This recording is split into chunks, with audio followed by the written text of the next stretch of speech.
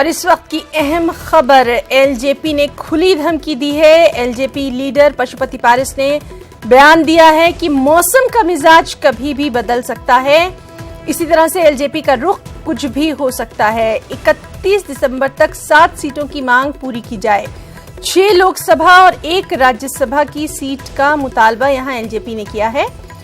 LJP के leader Pashupati पारस ने साफ तौर पर कहा है कि मौसम का मिजाज कभी भी बदल सकता है। आज धूप है, कल कोहरा भी छा सकता है और एनडीए गुमराही का शिकार है। यानी साफ कड़े तेवर में नजर आ रहे हैं एलजेपी के तमाम लीडरान, जिसमें से पशुपति पारस का साफ तौर पर कहना है कि एलजेपी का रुख कुछ भी हो सकता है। 31 दिसंबर तक उन्हें सीटों की जो मांग है उस पर तस्वीर बिल्कुल साफ चाहिए। यानी 6 लोकसभा और 1 राज्यसभा की जो सीट है उसका मुतालबा दोहराया है। साथ ही साथ वार्निंग देते हुए कहा है कि आज अगर धूप है तो कल कोहरा भी छा सकता है। एनडीए गुमराही का शिकार है।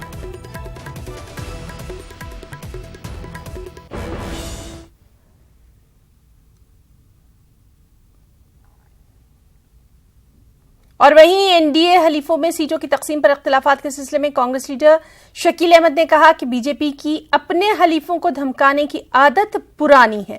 न्यूज 18 से खास बातचीत में शकील अहमद ने कहा कि एलजेपी भी बीजेपी के साथ ज्यादा दिन तक नहीं रह पाएगी।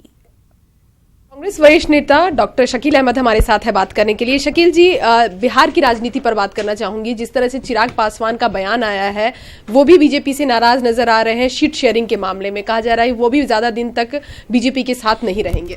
देखिए, एनडीए या बीजेपी, मोदी जी, अमित शाह जी अपने सहयोगियों को अपमानित करते हैं, इसमें कहीं नहीं है। और दूसरी बात यह है कि उनके सहयोगियों का भी मोह भंग हो गया कि पिछले 5 सालों में मोदी जी ने कुछ नहीं किया। अभी जो विधानसभा के रिजल्ट आए हैं जिसमें बुरी तरह बीजेपी के जहां जहां सरकार थी वो हारी है, इसलिए उनके सहयोगी निराश हैं। और रामविलास जी और नीतीश जी के संबंध कभी अच्छे नहीं रहे हैं, इसलिए उससे भी लगता है कि वो लोग अलग होने वाले हैं। और रामविलास जी एक महत्वपूर्ण नेता हैं बिहार के, तो उनका जो आक्रोश है वो एनडीए को भारी पड़ेगा। सर, कल कुशवाहा जी की बैठक होनी है राहुल गांधी के साथ। 1:30 बजे दिल्ली में ये बैठक होगी जिसमें तमाम दूसरे जो महागठबंधन की पार्टियां हैं बिहार में, उनके साथ भी बातचीत होगी। सीट शेयरिंग पर फाइनल होगा और कहीं ना कहीं घोषणा भी कर दी जाएगी। कहा जा रहा है झारखंड में भी लोकसभा का 1 सीट जो है वो उनको दिया जा रहा है। देखिए, ये अभी स्पेकुलेशन है। ठीक है, मुलाकात हो सकती है, बात हो सकती है, सीटों पे चर्चा हो सकती है जब हम मिलते हैं। और एक तरह से एक आम सहमति है हम सभी पार्टियों में कि हम मिल के चुनाव लड़ना चाहते हैं, मिल के भारतीय जनता पार्टी को परास्त करना चाहते हैं, तो स्वाभाविक रूप से कुछ चर्चा होगी। लेकिन फाइनल प्रारूप में हमको लगता है अभी कुछ समय लगेगा और फिर एक बैठक में सारी बातें तय नहीं होती है। फिर नीचे के लोग, जो ऑर्गेनाइजेशन के लोग हैं, बिहार के सभी संगठनों के लोग हैं, शीर्ष नेतृत्व मिल लेगा और उसके बाद बिहार के जो संगठन के लोग हैं वो आपसी विचार विमर्श से एक बात तय करेंगे। आम सहमति बन सकती है। तो स्वाभाविक रूप से मीडिया में अलग अलग स्पेकुलेशन है, मगर सच्चाई ये है कि हमारी आम सहमति बनी है कि हम साथ मिलके बीजेपी को 2019 में मोदी जी के कुशासन से देश को मुक्ति दिलाए, जिसमें बिहार की एक महत्वपूर्ण भूमिका हो। कैमरा पर्सन अप्पू के साथ रंजीता झा, न्यूज 18 नेटवर्क। कि जेल से 6 साल बाद छूट कर आए हामिद निहाल अंसारी और उनके वालिदैन ने वज़ीर ख़ारजा सुषमा स्वराज से खास मुलाकात की। हामिद निहाल कल ही पाकिस्तान से वतन लौटे हैं। उन्होंने आज सुषमा स्वराज के साथ की मुलाकात की है। हामिद गैर कानूनी तरीके से पाकिस्तान में दाखिल हो गए थे और इसकी सजा उन्होंने 6 साल वहां जेल में रहकर काटी।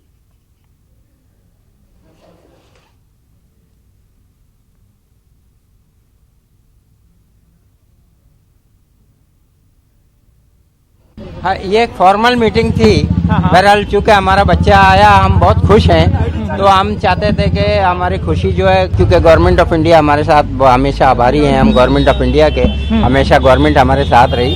तो ये एक फॉर्मल मीटिंग थी कि अब बच्चा आया है तो एक मीटिंग मैडम के साथ, तो हमने शुक्रिया के लिए हमने। दिल्ली में नीति आयोग की मीटिंग जारी है। मीटिंग से वज़ीर ख़ज़ाना अरुण जेटली ने खिताब करते हुए कहा कि मुल्क नारों से नहीं चलता, बल्कि इसके लिए ठोस पॉलिसीज मुरतब करना पड़ती हैं। उन्होंने कहा कि लोगों के सब्र का पैमाना अब लबरेज होता जा रहा है। वो फौरी तौर पर नारों के बारे में सवाल पूछना शुरू कर देते हैं।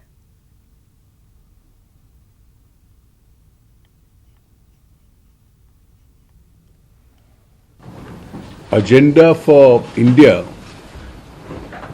for the years and decades to come also is laid down. At least we know what the targets are. And obviously there was no better organization other than the Niti Aayog which could have done this job. For the reason that one of the functions of the Niti Aayog now also is to act as a think tank.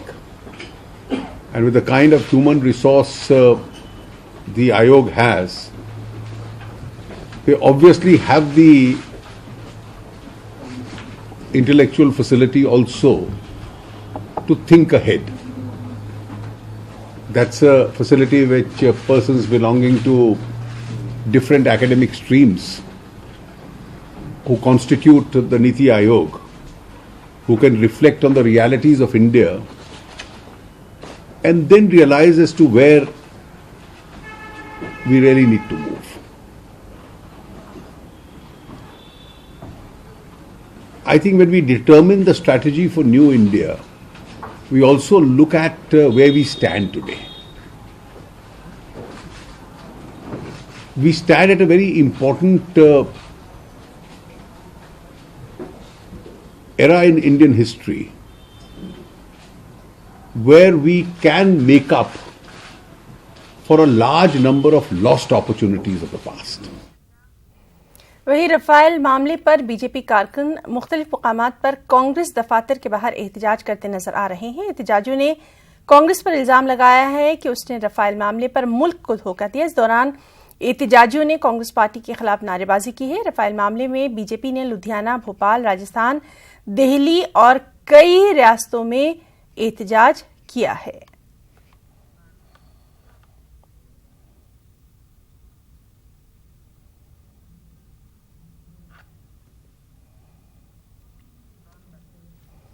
और इस सब के बीच कांग्रेस के senior leader Raj Babbar ने कहा कि BJP Rahul Gandhi की आवाज से डरने लगी है। उन्होंने ये भी कहा कि राहुल गांधी मुल्क के किसानों, बेरोजगारों की आवाज बन गए हैं और बीजेपी को अब किसानों का कर्जा माफ करना ही होगा। प्रधानमंत्री जो है कितने ऊंचे स्तर की बात करते हैं, मैं उनके बारे में टिप्पणी नहीं करना चाहता। वो तो उनके साथ में तो ये अगर उनके साथ किसी बुजुर्ग के साथ में पूछने लगा दो तो उसको भी वो समझते हैं निचले स्तर की बात है। ये आवाज जो राहुल गांधी जी की कि चैन से नहीं सोने देंगे, आप समझ रहे हैं ना कौन कह रहा है?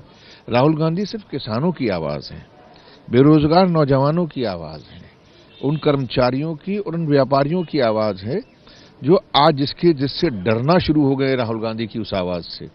और उसका रिजल्ट आपको नजर आएगा। या तो इनको कर्जा माफ करना पड़ेगा सारे देश में किसानों का, इनको जीएसटी का जो है कम करनी पड़ेगी, नहीं करने की तो ये देश जो है पूरी तरह से लामबंद हो चुका है।